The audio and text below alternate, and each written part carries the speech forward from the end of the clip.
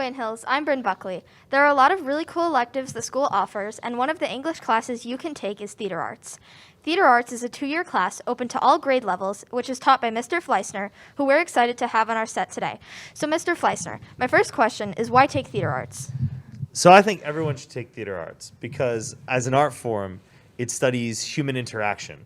I think people have been telling stories this way since the entirety of human history, getting up and pretending and performing in front of people. And so studying it is a way to sort of expand your understanding of human behavior and humanity in general. Mm-hmm. That's really interesting. So what do we learn about in the class? So we learn about theater history, performance, stagecraft, and playwriting. So in essence, we study plays from different time periods and places. We look at aspects of performance like creating character and projection and body language and that type of thing. We look at all the different skills that go into creating a performance that are not on stage. And then we also, work on writing plays, creating characters and stories through, just the conversations that are on the stage. That sounds really fun. So what can we do to get involved in the theater program if we aren't going to take the class? So we do 2 productions a year. There's the fall drama, which is not a musical, and then the spring musical, which, as you might expect, is a musical. So, for example, you guys did Puffs in the fall, and we're doing Annie right now. We're working on Annie right now. There's also the Improv Club, which you can come to every Wednesday after school in room 225 and, sort of enjoy the theater that way. So you can certainly come audition for us for one of the main stage productions, or you can be backstage, or you can come to Improv Club and just be, part of the team. Yeah. A lot of electives at Hills are beneficial for students in the future, so how can this help us later in life? So beyond the fact that just theater is a fun and creative art form, I think that people who study theater tend to be better at presentation and communication, and they tend to be better at sort of thinking on their feet, because live theater, anything can happen. It's live theater. You can drop a prop and it breaks, and then you got to figure out what to do. And so all of those skills, communication, collaboration. Well, collaboration is another big one because theater is essentially a collaborative art form, right? You can't do it by yourself. Yeah. You need, even if you did your own one-person show that you directed and produced on your own, you need an audience. So there's a collaboration inherent in theater. So collaboration, communication, presentation, these are all skills that you would work on and practice in theater that are then applicable everywhere else. Yeah. So even if people aren't performers, how else can they get involved with theater programs? Oh, so many ways. We always need people on stage crews. So stage crew is, everyone who does things to create the performance that's not on the stage. So we need strong people to help move sets. We need creative artists to create props and sets and things of that nature. We need people who are good with, electrical equipment to do lighting and sound. We need people who can sew to do costumes. Basically, if you can think of a skill set, we probably need it.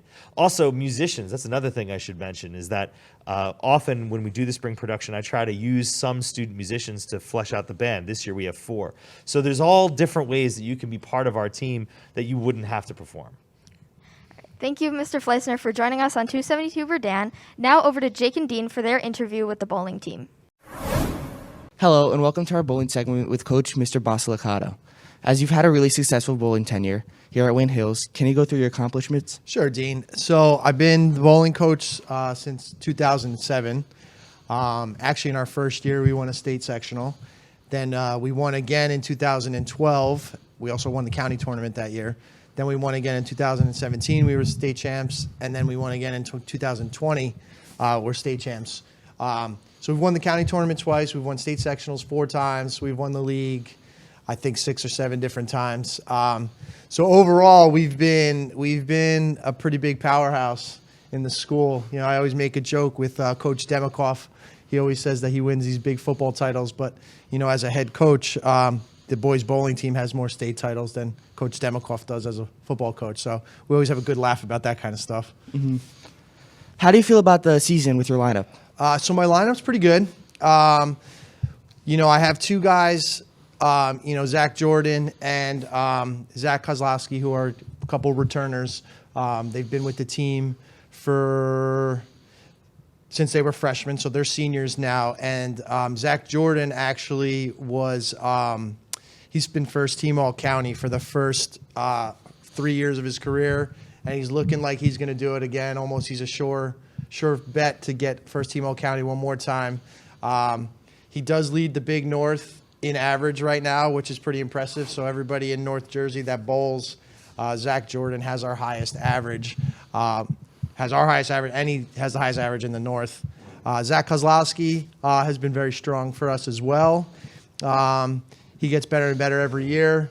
His average is right around 190 something this year. I can't remember exactly, but it's in the 190s. He's been doing great as well. His first couple of years, he's been a first team All-County member as well. So we're loaded. We're pretty good. Mm-hmm. Overall, what's your confidence with this team so far? So I'm very confident with what we've done. We won a preseason tournament.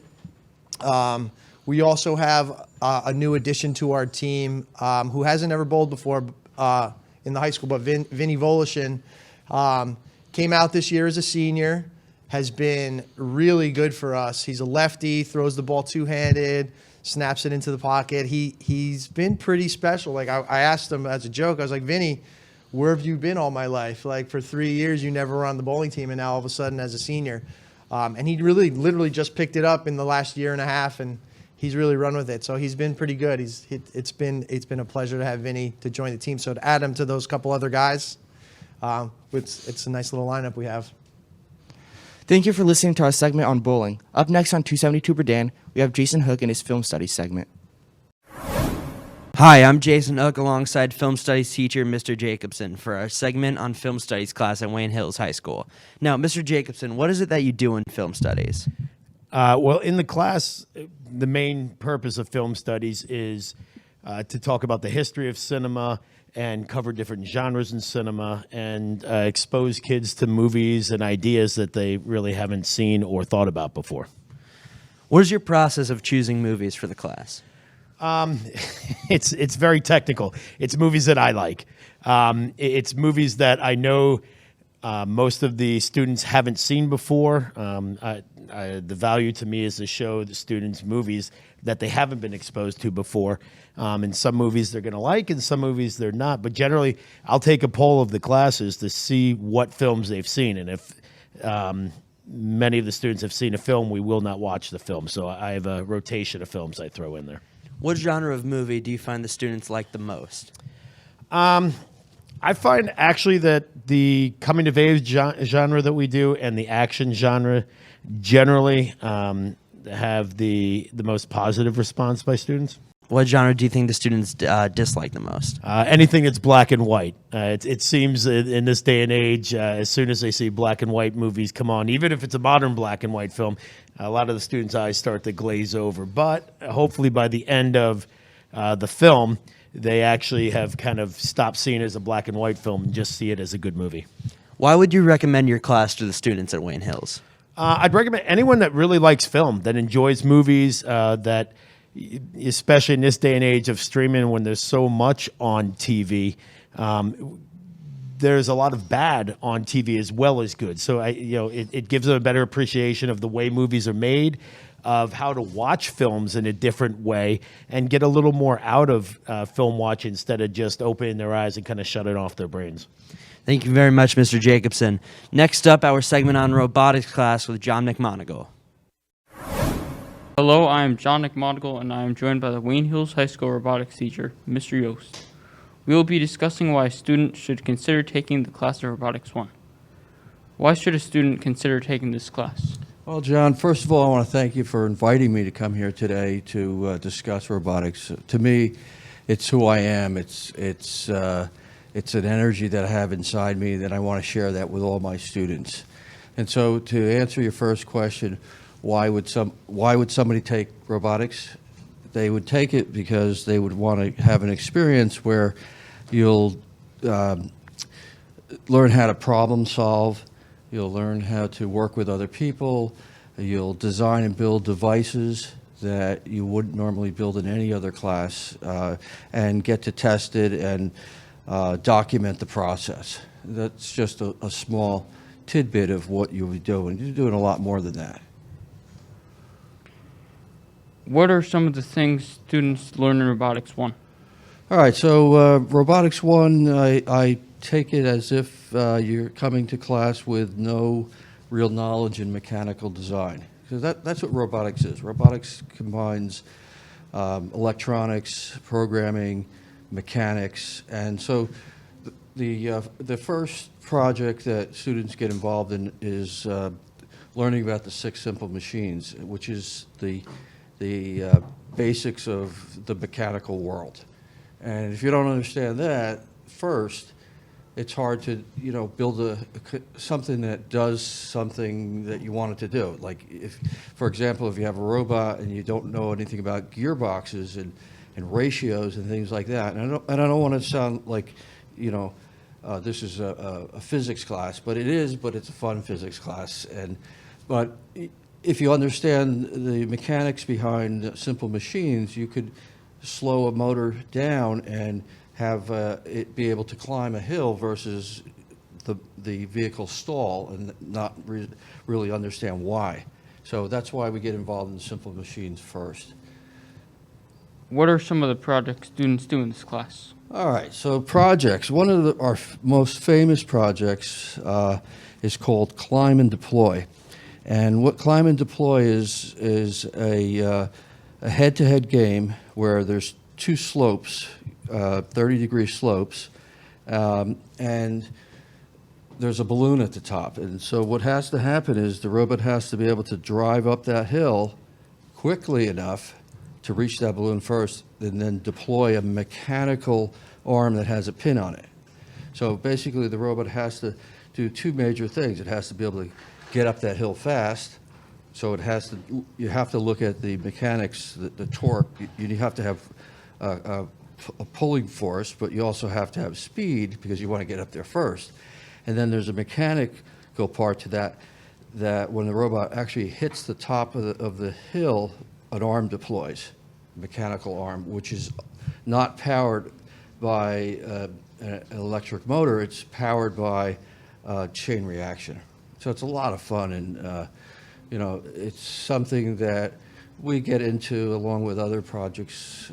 Right now, we're doing a project called Rocket Soccer, and I use that name to get kids interested because it's a video game, but this is not a video game. This is actually, you design and build a robot that can take a golf ball, take control of a golf ball, and either shoot it into a goal directly or use a rebound.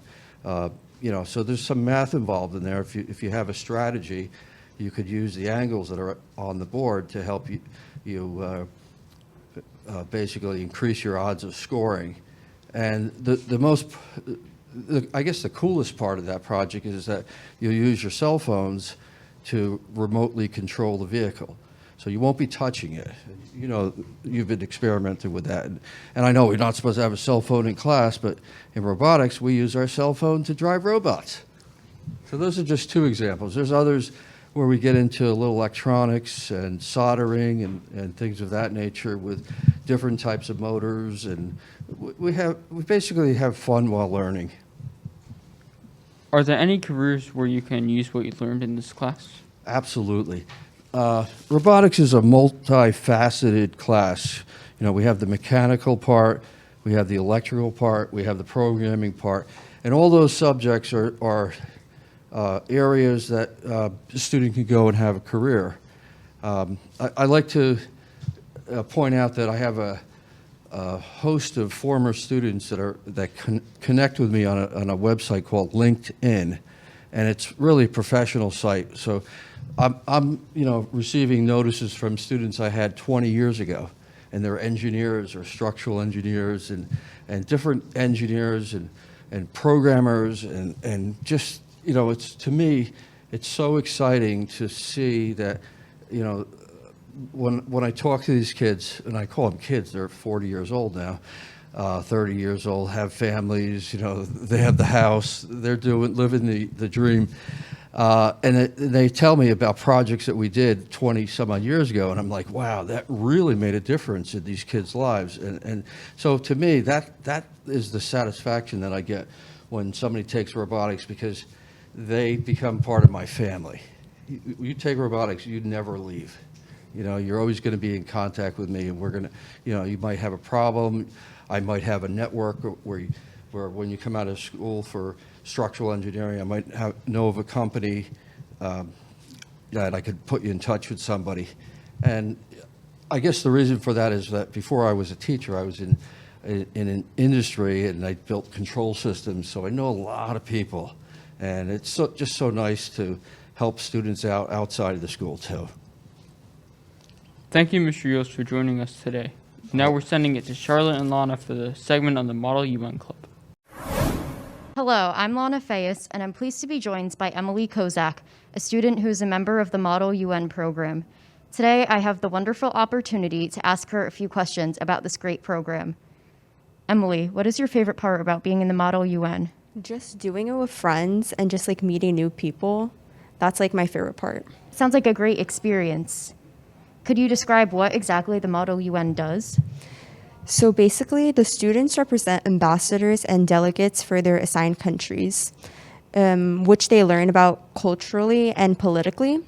They draft solutions, come up with strategies and solutions to like issues or topics that were presented or we ourselves pick out. And then they negotiate those topics, like country between country. Oh, wow, that sounds amazing. So why is it important to discuss modern-day real-world issues in the Model UN? I think because we're in such like a large group of people, and pretty much like everyone's very friendly with each other, it also like gives us more of a perspective on the topic that we're talking about, because we see different points of views, so it opens our mind up. Oh, that's great how different people's opinions and experiences can all contribute to their ideas. Why would participating in the Model UN be beneficial to students? I feel like if a student is very shy or timid, like this club is especially good for them because it helps them to just like kind of get out of the comfort zone, because if you want to join Model UN, you have to like talk a lot with people and you have to socialize. So if you're shy and timid, definitely join the club. Yeah, it could be a great thing. And what is your favorite activity that you've done with the Model UN?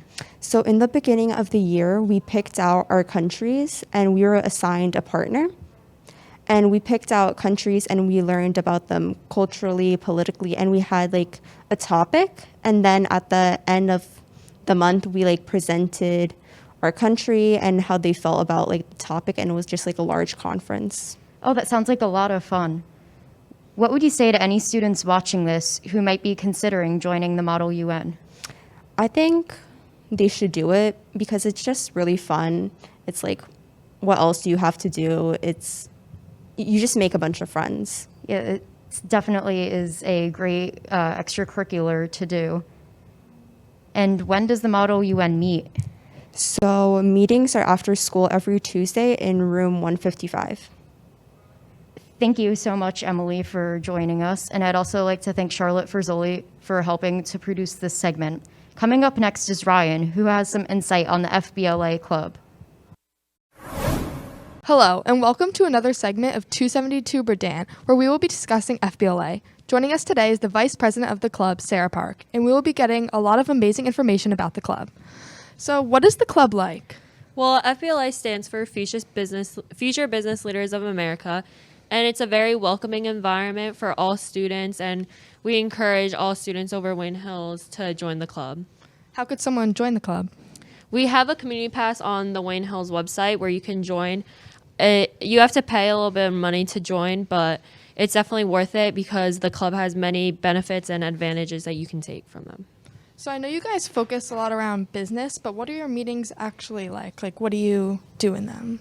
We have about one meeting a month, and they're about 20 minutes, and we talk about what's going to be coming up within that month. Like, for instance, this month we talked about our community service project for January, and so we'll sometimes we'll have games or trivias, and we try to make them as fun as possible so it's not like the meetings are another class period during the day. So who else runs these meetings besides yourself? It's me and Anho Jung, who is also a senior at Wayne Hills. We're both the vice presidents, and Darina Yushenkau is the president of the club. And I definitely think the three of us work well together, and we kind of each do our own part to make the club run efficiently. I know you guys already took a trip this year, but are you guys going to be taking another? Yeah, so in March, we have our state's competitive event, and that's in Atlantic City. And we try to encourage all of our members to participate and compete in it because it's definitely very beneficial. And you get to meet people from all across New Jersey who are also in FBLA clubs from different high schools. So it's definitely a very fun time. I've been on it before, and I definitely encourage all members or other students at Wayne Hills to join and participate. So what specific stuff are you doing? Is it more just competitions, or is it... Yeah, so everyone competes in a competitive event or takes a test there. For example, my competitive event was broadcast journalism, and you make a kind of presentation that you present to judges, and you get judged on it, and the higher you get placed, you get accolades for that. And there's also there's seminars that you could participate in, and there's just a bunch of business things that you could definitely learn from and take away with you. Why else is FBLI beneficial for after leaving high school?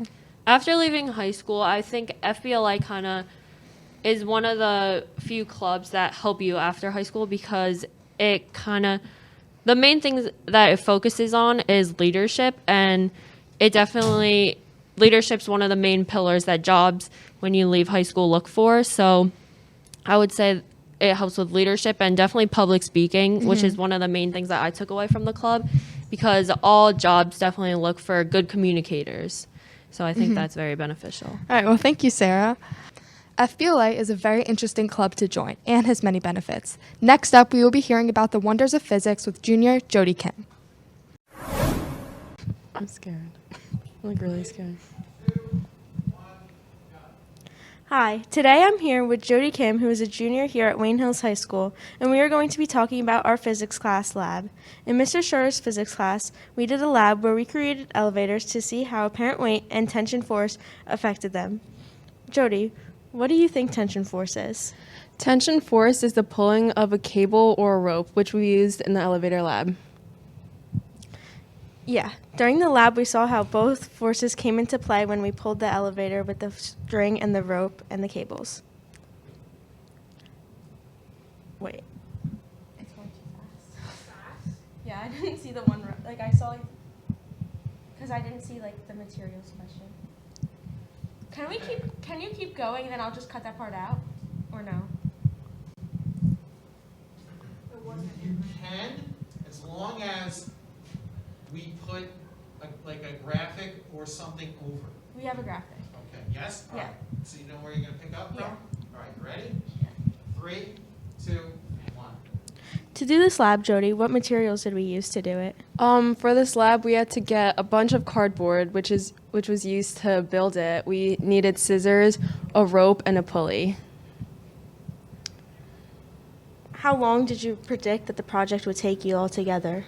We predicted that it would take about 2 or 3 class periods, but we actually found out that it took way longer than that. Did you have to work on it at home or no? Yes, we did. Our lab group did it outside of school to finish the lab. When you were first starting the lab, was it hard to create a plan to do so? Yes, it was hard, but with 5 people in the group, I think we were able to manage it well. Yeah, I feel like it would be easier. Yeah.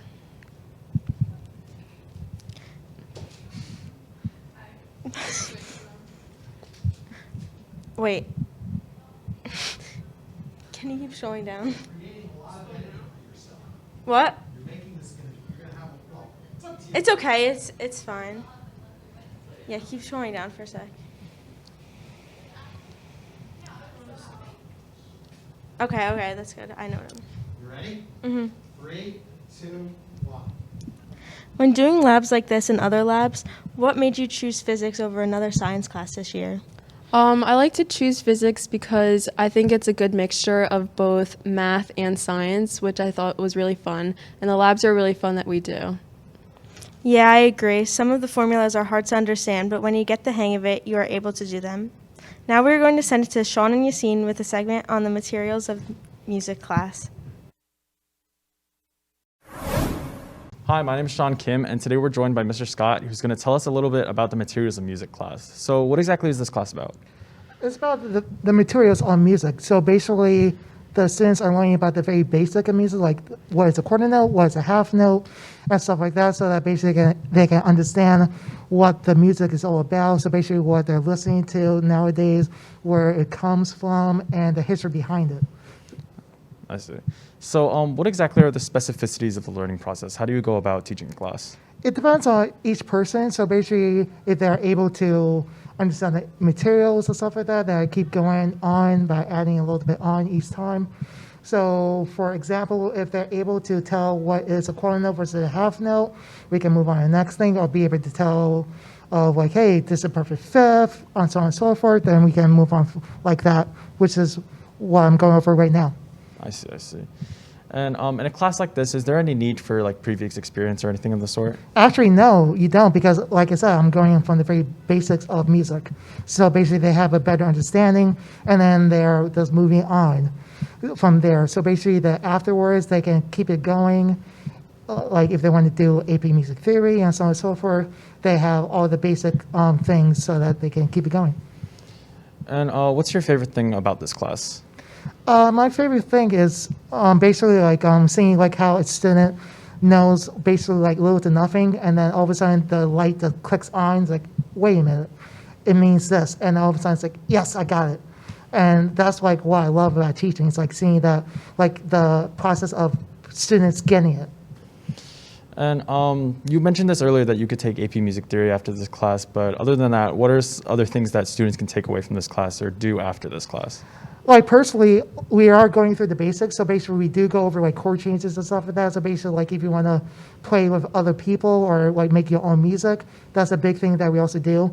Like as a project, you get to make your own music. And because I remember when I think you were like 2 years ago, you were in the class, right? Like you asked me like, hey, like actually I asked you, like, hey, what do you want to do? And then like you guys told me, actually learn to play the piano. So basically I made it based more on piano based. So basically you're able to learn more theory with the piano in mind of it. So which is pretty cool. So and then afterwards you have the knowledge. So basically you can learn and keep going with what you want to do in music. Well, thank you for joining us here, Mr. Scott, and telling us all about materials of music. Well, thank you for having me. Thank you. Stay tuned for more on 272 Berdan.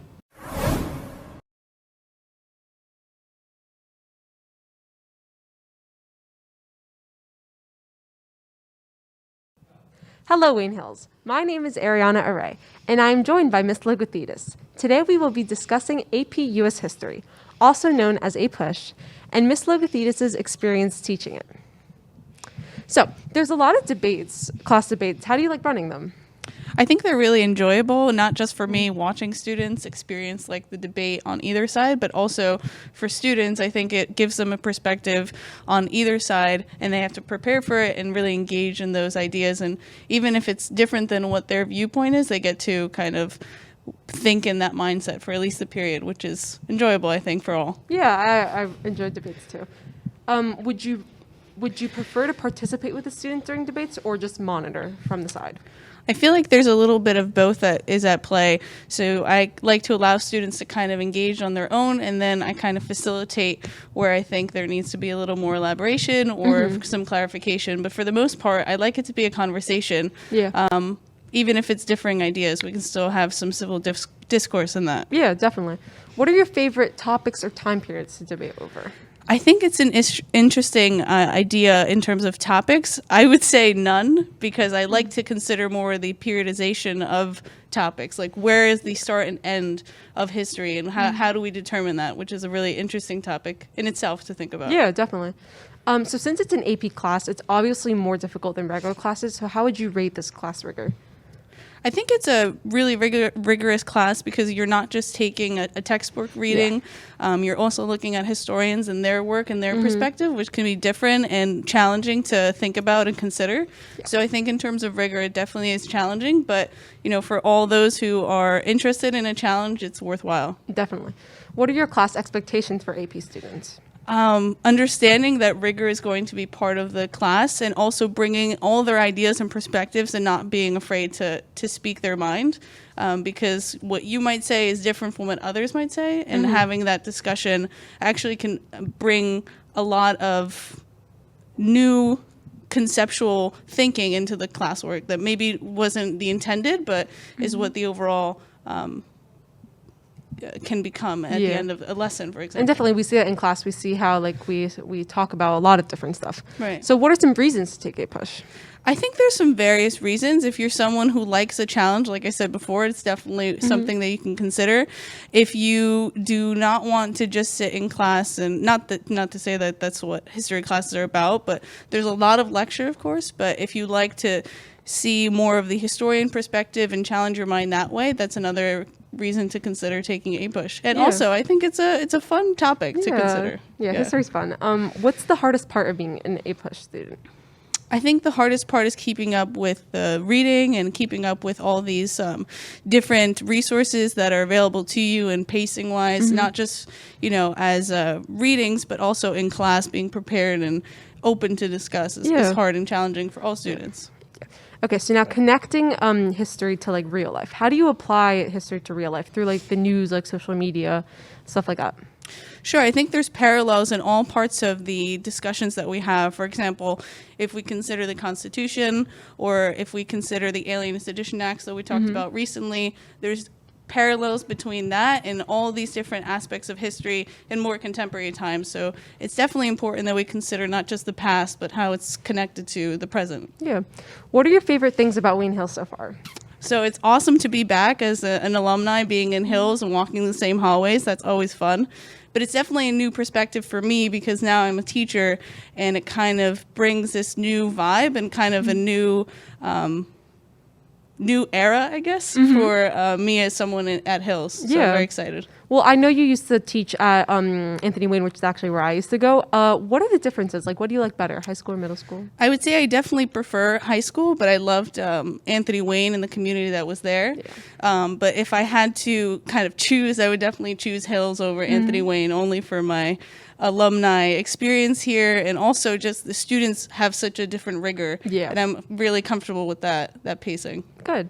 What are some things you have planned and are excited about for this year during teaching? So I'm going to continue my realm of debating in classroom, also with the secondary sources, with historians, but also Socratic seminars and projects, video projects that I really enjoy, and seeing kids be creative in the classroom.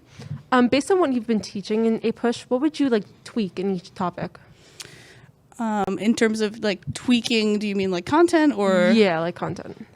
I think sometimes we glaze over things, and it's only because of time. But if I could, in a way, develop things in a deeper way, I think that would be the thing that I would tweak. So rather than saying, this is what happened in this treaty, well, what's the implications of that treaty, and how can we see it play out later on? And also focusing on other narratives that aren't heard. Sure, usually. The perspectives of women. How do we bring that into the conversation of the Constitution? Where do they fit? Or how can we see them later on play a big role? Definitely. Well, that's it for today. Thank you for watching, and thank you to Ms. L for joining us. Next up is Rebecca and Mike interviewing Mr. Grogard, a math teacher. Stay tuned. Hi, my name is Rebecca Coles, and today I will be interviewing Mr. Grogard. So first, I wanted to ask about your favorite subject in math and what your favorite lesson is to teach. So I really like Algebra 1. I've been teaching that for a while now. Partly because I love freshmen. They're so funny and they're so adorable. But I also love because it's the most hands-on we can do, the most realistic, most real-life stuff. And so my favorite lesson would be probably about quadratics, because then you can talk about how a ball is thrown through the air, so it's a projectile motion. So how long does it take? And everybody's done that. Everybody's throwing a basketball. Everyone's throwing a baseball. So it's relatable. That seems really cool. The next thing I wanted to talk about is what is your favorite subject besides math? I really like science. So I like stuff like biology and physics and chemistry. This because it allows me to understand the world more. You know, I sometimes get anxious. I have anxiety. So when I was a kid and I was to study science, it made more sense. Like it made sense of why things would happen the way they would. So yeah, I really love science other than math. That's really interesting. I also enjoy chemistry as well. The next question is, why did you want to become a math teacher? Well, so that's a question I get asked every year by students. And it's mostly because I hated high school. When I was in high school, I hated it. And that was because I just never felt like I fit in. I felt like I was like, nobody really like, no adults never really there for me. Like they really didn't seem to care. My parents did the best job they could, but they had 4 kids. And so I decided that I'm good at math. I like math. And people always struggle with math, and I like working with kids, and I want to make a difference. So I put those two things together, and now I love my job. I've been here at Wayne Hills 8 years, and I don't imagine myself doing anything else because of all the difference I've made. That's great. Having you as a teacher last year was so fun. So what do you like to do in your free time? Well, since obviously you can tell I am a nerd because I teach math, so I like to do stuff like play board games with my friends. I always kick their butts. I like to play video games. Right now, I'm playing Dungeons and Dragons, so I'm like playing as an elf kicking dragons' butts. Yeah. I like to read fantasy novels. I like to play trivia games. So anything that I can like stimulate my mind but also like have fun with my friends with. That seems so fun. And my last question is, what would you be doing right now if you were not a math teacher? I have thought about that, especially when I first started. And I was like noticing my friends from college were making more money than I was, and they were doing less work. I started thinking about, well, maybe I should leave. Maybe I should do something different. Eventually, hopefully, like luckily I didn't have to leave. I love my job. But if I could do it over again, I might want to either study like really tiny physics, like string theory, or study big physics, like astrophysics, and be an astronaut. That's great. If you were a science teacher, that would be so cool. Thank you, Mr. Gogard, for doing this interview with me. And next up is Leah talking about the SADD Club. Hello, everyone. My name is Leah Crusoe, and today I will be interviewing Mrs. King and discussing her involvement in the SAD Club here at Wayne Hills. So, Mrs. King, tell me what made you want to be an advisor.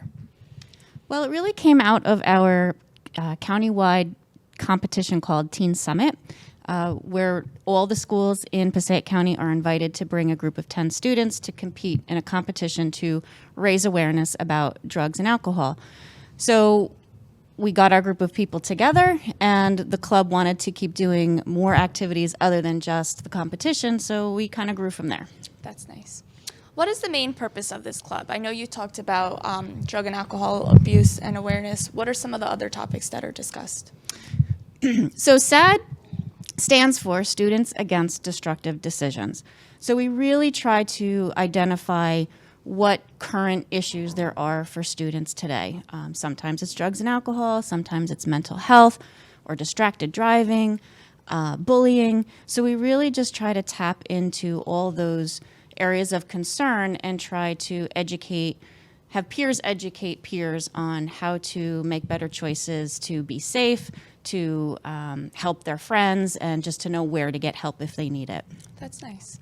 What are some activities that students partake in when they are in the SAD Club? So our big one is the Teen Summit, which it's a 2-day event. We have an activity in the fall which introduces the competition, and then the competition winners are announced in May. Mm-hmm. But aside from Teen Summit, we also do activities for Red Ribbon Week. This year we put some posters around the building and had information over the morning announcements just about, raising awareness about safety and issues concerning drugs and alcohol. We will be sharing information. We try to do something each month to address different topics. We have some things coming up for mental health awareness. April is Alcohol Awareness Month. We'll be doing some things for that. And we're going to pay special attention in March with Junior Formal. We're going to have some information particularly for juniors who are getting their licenses and driving and going to formal to help keep them safe too. That's great. Well, thank you so much for telling us a little bit about the SAD Club. For anyone wanting to get involved around the school, this club is a perfect choice. That's all for today. Up next is Ria, who will be interviewing Ms. Schneck. Hello, I'm Ria Dar, and today we have Ms. Schneck join with us today. She teaches the food class in Wayne Hills, and we are going to talk about the greatness of food class. So, Ms. Schneck, what are 3 units you teach in this class, and what's your favorite unit? Well, I teach many units throughout the year, but I think my 3 favorite units are baking, where we do quick breads and yeast breads. I love when we do a pasta unit and make pasta from scratch, and of course, cake decorating. I also love that too. I remember in the beginning we made like yeast breads and all those different types of breads. It was really fun, and it ended up tasting really good too. The next question I have is, what are 2 reasons why this class is important? I really think it's important for students to learn how to be independent, take care of themselves, and one thing in independence is to learn how to cook for yourself. So during this class, I focus on how to read a recipe, because once you've mastered the language of a recipe, what the cooking terms mean, you can cook on your own. The second thing that I think it's really vital is to learn safety and sanitation and how to shop and care for the food that you are purchasing and preparing. So those are the 2 big reasons I think this class is really important. Honestly, I've learned a lot in Foods 1, and I'm not even like halfway done. There's like so many other courses to learn, so it's really interesting. The next thing I want to know is, why do you like to cook and make different foods? Well, I find cooking very relaxing. That is my go-to thing if I have some time on my hands, or even if I'm feeling a little stressed. And I love to cook for my friends and family. You know, my happy time is when I have a big table filled with people, which I'm hoping will happen again sometime soon. Yeah, I agree, because like foods personally is like my favorite class to go to. When all my other classes are like really stressful, like it's like the one class that I know will like just calm me down.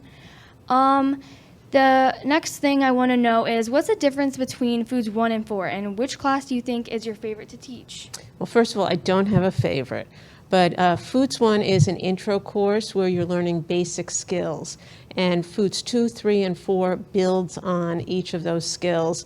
Foods 2 focuses on regional American cuisine.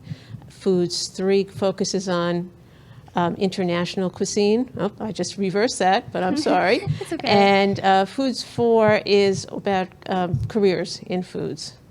Honestly, I'm really excited to try the other foods classes, because Foods 1 has honestly been very enjoyable to me, and I'm definitely going to plan on taking the other courses because I want to learn about international foods and all those other things. That is all we have for today's segment. Thank you, Ms. Schneck, for joining us today. Stay tuned. Next, we have Thomas and Coy talking to Mr. DeColo about Jack Ozbak. I'm Thomas Emmerich, and I'm here with Coach DeColo. Today, we will be spotlighting senior wrestler Jack Ozbak. I know that Jack is a very dedicated wrestler. He has been wrestling for 10 years leading up to his senior year. What do you think he needs to do to get back to Atlantic City? Yeah, so Jack has a great opportunity to get back to Atlantic City for the state tournament. He's a very, very dedicated. He's always been dedicated, and that's what he needs to do. He stay dedicated to his craft, come to practice, work hard every day, whether it's with his teammates, his coaches. He's got a great support system at home. He's just got to stay confident within himself and trust his abilities, and the rest will take care of itself. That sounds great. In terms of weight class, Jack is wrestling at 150 pounds weight class. Would Jack be more successful at this weight class or cutting down to a lower weight? Yeah, so I've always never been a proponent of weight cutting. If the student athlete wants to, you can cut down. We can help them do that the appropriate way. There's definitely a healthy way to do that. And we've had this conversation with Jack, and we're coming to a solution here as we get later in the season where he may cut down to 144. As long as we feel he still feels strong and capable at that weight, that's a big possibility for him to do that. So either 144 or 150, I think he can make it down to Atlantic City at either weight. We just got to figure out what we think might be the best way for him to go. All right, now Jack has been in the wrestling program for all 4 years. What has made him so successful in the past few years? Yeah, like we said, Jack's always been somebody that's quiet, reserved, but works hard. He doesn't, go outside of who he is. He knows who he is, and just continues to wrestle the way that he likes to wrestle. And that's something that we preach as a coaching staff: is trust who you are as a wrestler, wrestle your match, and good things will happen if you do it the right way. And he's been doing it the right way for 4 years, and obviously he's had great success doing that. So expect more of the same the rest of his senior year here. All right, what kind of a leader is Jack for this team? Talk about what Jack does so well that makes him a good wrestler. Yeah, like I said, Jack is he's not the vocal leader. He's not the one that's gonna be, screaming and yelling in the wrestling room for practice. But when it comes time to show up, he's the one that's able to put the stuff that we do in practice right into action on the mat. So he's a leader that way.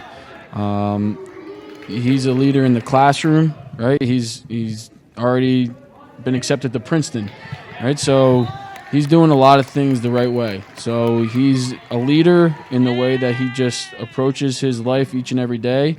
And you don't always have to be somebody vocal to be a leader. And that's exactly who Jack is. All right.